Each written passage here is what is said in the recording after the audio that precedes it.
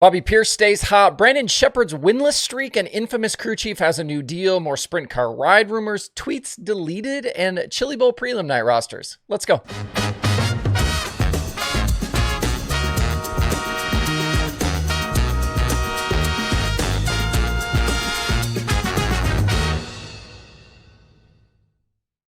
It's Monday, January 6th. I'm Justin Fiedler. This is DIRTRACKR Daily presented by Kubota Genuine Parts. If you're a Kubota owner now or you plan to be in the future, then you're going to need the myKubota app. It's an essential tool for managing your equipment efficiently and effectively. With real-time monitoring, maintenance reminders, and diagnostic alerts, myKubota streamlines your operations and helps prevent breakdowns. You can also access helpful Kubota resources such as maintenance schedules and manuals, investigate fault codes, and get help with step-by-step guides. You can watch video resources to get the most out of your Kubota machine as well. And if you need parts or service, you can quickly locate the nearest dealer to your current location. It doesn't matter whether you're doing construction, you run a big agriculture operation, or use Kubota machines around your home. Take control of your equipment and streamline your workflow today with myKubota. Download the app and experience the difference. You can find the app in the Google Play or Apple App Stores. You can click the links below in the video description on YouTube or scan the QR code on your screen. At the Wild West Shootout last night, we had some great racing, but very similar results and race winners across the three divisions. In the late model main event, Oregon's Colin Weinbarger led early from the front row, but this race ended up coming down to an Illinois battle between Bobby Pierce and Brandon Sheppard. The 7 starting Sheppard led at the white flag, but Pierce was able to get to his inside in turns 1 and 2, and he had the right line and the grip through 3 and 4 to close out the move. Pierce now 2 for 2 on the week at Vado Speedway Park. Bishop finished second, and Chase Youngins was third. Sheppard definitely dejected in his post-race interview, and I think for good reason. He's trying to fight his way back into being one of the top late model guys, and it stings to lose one like that. I know he won the Gateway Dirt Nationals, which is a big one. I don't want to diminish that, but did you know that Bishop hasn't won an outdoor race since a split field prelim win at Fairbury way back in July of 2024? His last full field win was with the Outlaws at the beginning of July at Deer Creek. That's a long winless stretch for a guy who won nearly half the Outlaw races in championship campaigns in 2017 and 2019. The Dome and this opening stretch at Vado are in his family-owned B5, and I do think things will be a little different when he's got the full might of the Rocket house car operation behind him come Speed Weeks. Last night's X-Mon winner was also a repeat at Vado with Rob Mosley going back-to-back. The modified race, photo finish between Jake Gallardo and Dustin Sorensen, just 22 thousandths of a second separated the two at the line. Racing at the Wild West Shootout now takes a few days off. There's no racing today. The track is open for practice on Tuesday night with another full program coming on Wednesday. In some dirt late model news from the weekend, Ryan Gustin will have a new crew chief when he begins his season soon with Todd Cooney Racing. Previous head wrench Tim Douglas is moving over to Wells Motorsports Infinity chassis brand as a representative, and the team has hired Cody Mallory to replace him. I'm not sure at this point who Mallory hasn't worked for in late model racing, as it seems like he's been everywhere and he never stays very long. We know in recent seasons he spent time with Garrett Smith's operation and with Rocket Chassis and the house car. He was previously with guys like Jimmy Owens and Scott Bloomquist, and I think Bobby Pierce for like maybe 5 minutes. Gustin was 6th in the World of Outlaw standings in 2024 with 5 wins, and he'll be back with the series again this year. I'm not sure of Gustin's schedule at this moment, but we'll either see them next week at Golden Isles with Lucas or the following week at Volusia for the Outlaw opener. If Gustin can find some more consistency, he could be a dark horse championship contender with the Outlaws this season. We'll see how long Mallory lasts in this position. On the sprint car silly season front, I tried to clear out my rumor inbox last week, but they just keep popping up.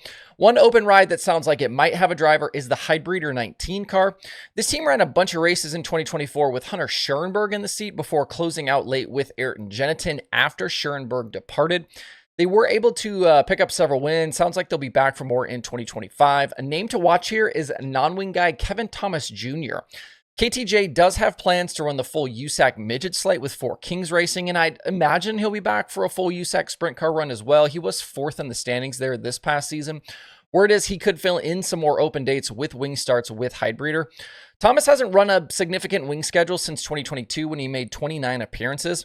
He scattered 10 races later in 2023. He did pick up a Power I-410 win at Lake Ozark, and it was just 3 winged races in 2024. He ran against the Outlaws at Hobstadt. He finished 3rd with the Maverick at Terre Haute in May, and he ran against High Limit at Kokomo. No word yet on a potential schedule or number of races. We'll wait on the official announcement for that one.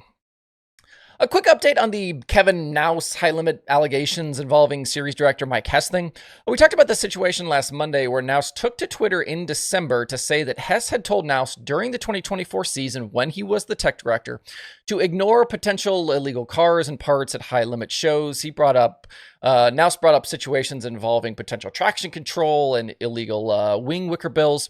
Matt Weaver wrote a story about it, and Jeremy Elliott also weighed in with a 90 at 9 segment. If you want the full rundown on what happened and my thoughts, go back to the December 30th Daily Show. That was last week. But suddenly, in recent days, all of those tweets with the allegations from Nouse, they've all been deleted. If you might remember, those tweets came in response to a burner account taking shots at Hess and High Limit, but the entire thread of replies, it's all now gone. I'm going to leave the judgment and the speculation over possible reasons for why the tweets are now gone up to you, the audience, but I will say, it's curious. Finally, today, we're closing in on the start of Chili Bowl, and the event put out the first run of prelim night rosters for the 371 drivers entered so far. Quick side note here, Keith Kunz is bringing an incredible 16 cars this year to the Chili Bowl.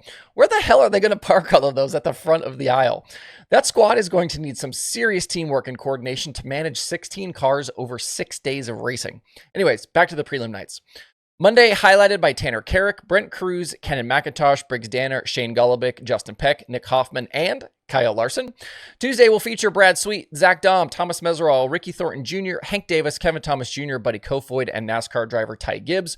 Wednesday has Kyle Cummins, Mitchell Moles, Tanner Holmes, Corey Day, Blake Hahn, Emerson Axum, and Dazen Persley.